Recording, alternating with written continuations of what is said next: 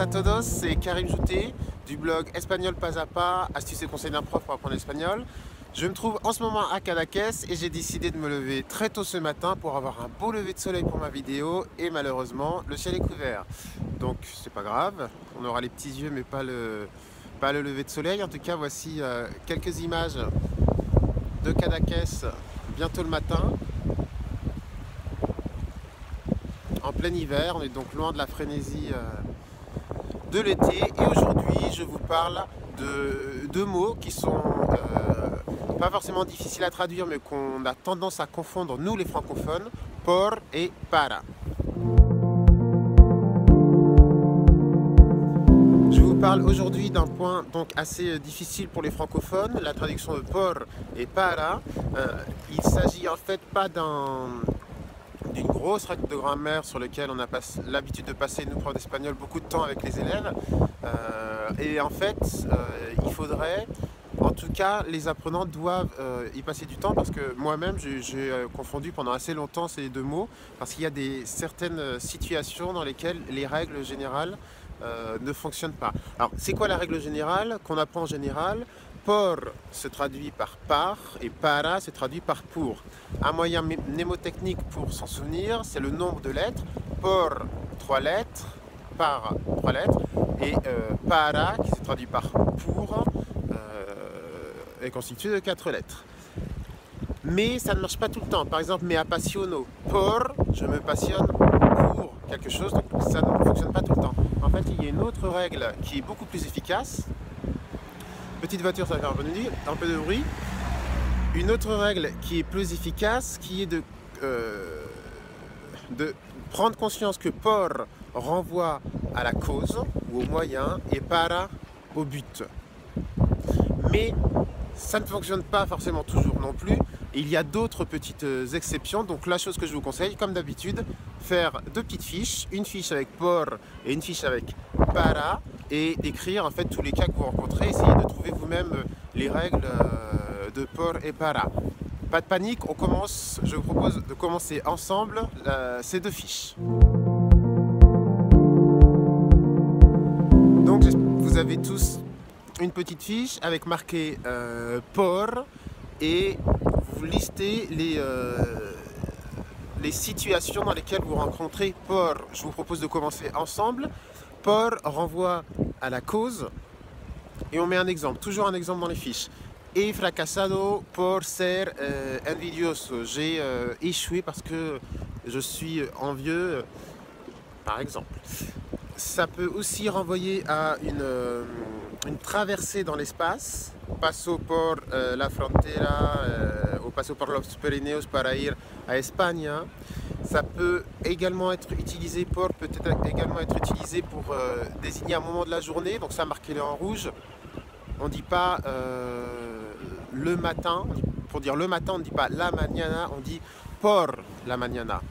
Por la tarde, suelo ir a buscar a mi hijo al cole. Por la noche, voy a dormir muy pronto. Autre chose, après un sentiment, on a souvent por. Je suis pas, comme tout à l'heure, je suis passionné par l'histoire, mais apassiono por la historia.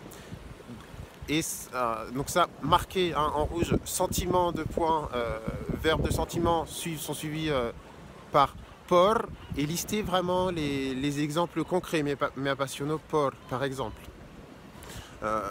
Et enfin le prix.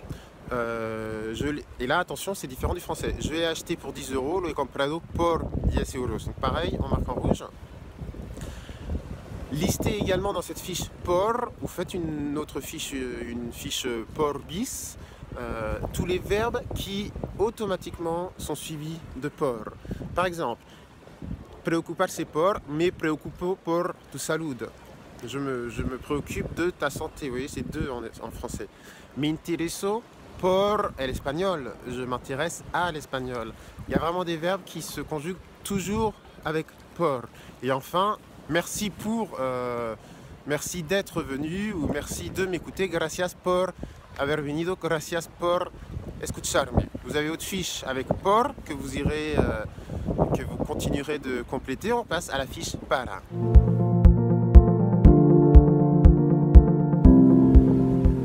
fiche para, comme pour la fiche por, marquez bien tous les exemples, enfin les règles générales toujours suivies d'un exemple. Para peut renvoyer à la finalité. Par exemple, estáis escuchando este video para mejorar en espagnol. Et également peut renvoyer au but, hein, ça recoupe un peu la finalité, mais au but, à l'objectif. Para aprender español no es necesario vivir en España o en un país de América Latina. Por ejemplo, ça peut renvoyer également à un destinataire. Este video es para los lectores de mi blog, par exemple. Il y a un petit thème dans les exemples, vous pouvez le voir. Et pour exprimer mon point de vue, j'utilise aussi para. Para mí no es necesario hacer no sé qué. Voilà.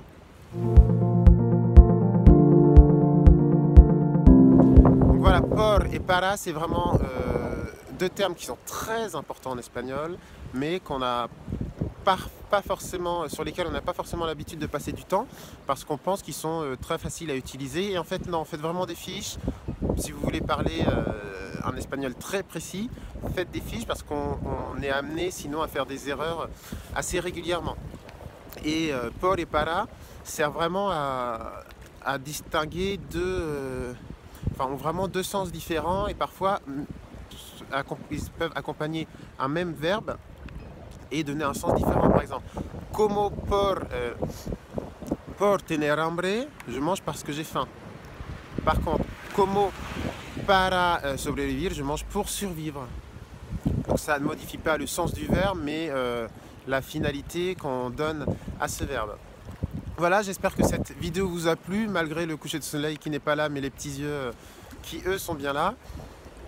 Si vous voulez d'autres conseils en espagnol, n'hésitez pas à vous rendre sur mon blog, Espagnol pas à pas, astuces et conseils d'un prof. Si cette vidéo vous a plu, n'hésitez pas à la partager, à la liker, laissez-moi des commentaires, c'est toujours très intéressant de voir vos réactions. Et je vous dis à très bientôt, hasta muy pronto, adios.